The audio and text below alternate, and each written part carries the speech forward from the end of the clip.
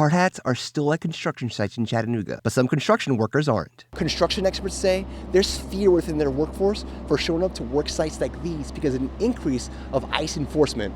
One advocacy group tells me that fear affects more than just undocumented residents. Regardless of the documentation status of a community member, they are at increasingly high risk of being targeted simply by the way they look. The Associated General Contractors of America's Brian Termel says nearly half of job sites across the country have been impacted. ICE will come in, they're looking for a specific individual, and they'll show up on a job site, or they'll show up at an adjacent job site.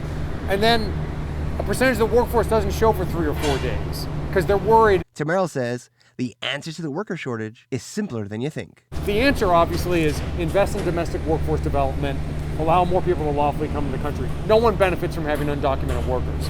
It's just too easy. It doesn't benefit our economy. President Trump's spending bill gave ICE a historic $170 billion over the next several years to up enforcement. But Lily Sanchez with La Paz argues funding won't keep people safe. We also call on local law enforcement and government officials to commit to public safety protocols and procedures that are in service of actually protecting and keeping our communities safe. According to Termel, when workers don't show up to the sites, it can cause long-term construction delays.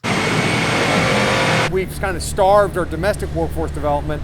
We don't allow a lot of people to come into this country lawfully to work in construction.